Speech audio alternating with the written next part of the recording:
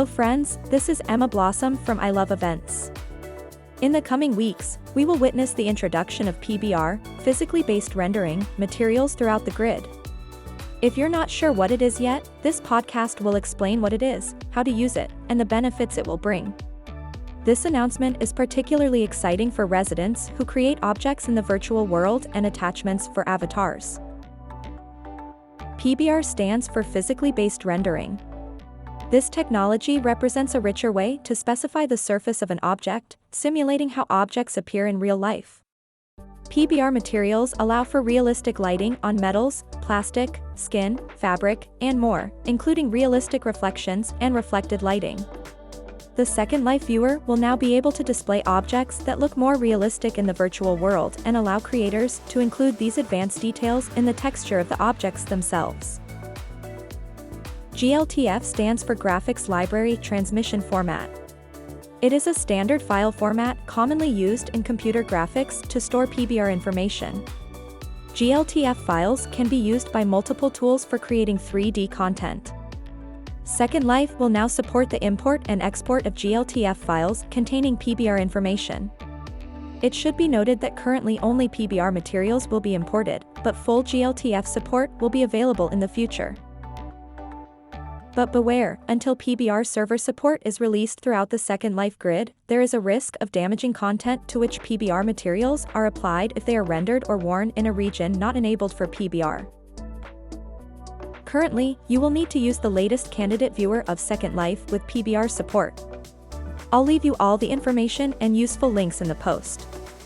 To ensure you are using the correct viewer and server while running Second Life, open Help about Second Life. What are PBR materials? Why should I use them in my creations? The goal of PBR materials is to increase visual realism. One way to improve realism is to create scenarios with real reflections that mimic how our eyes have learned to identify whether a surface is metal or plastic. The viewer has always been open source, and Second Life sought an open source solution, GLTF, to achieve this realism. GLTF was created by the Chronicles group, a standardization body responsible for open standards like OpenGL, OpenXR, Vulkan, and others.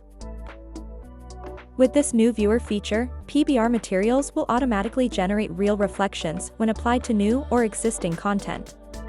While it's not possible to apply PBR materials to unmodifiable content, as only the original creator can do that, every effort has been made to preserve or enhance the appearance of all objects in the virtual world. The Second Life team has collaborated with content creators for many months. What if you don't create content? If you don't create objects in the virtual world or attachments for avatars, you don't need to do anything because of these changes. You'll start to see more realistic reflections and lighting on in-world and for sale objects as creators adopt this new feature. There's an interesting video from Second Life University on their YouTube channel.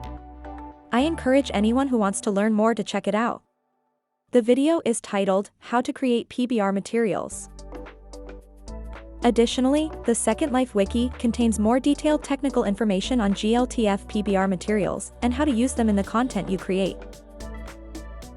I also invite you to read the links I've included in the post to encourage you to explore this exciting new development that will soon be close to home. Remember that if content looks correct in the Chronicles GLTF sample viewer or in Adobe Substance Painter but appears incorrect when imported into Second Life, I recommend stopping and immediately reporting a bug. Do not modify content in Second Life to work around situations where the viewer doesn't fully adhere to GLTF specifications.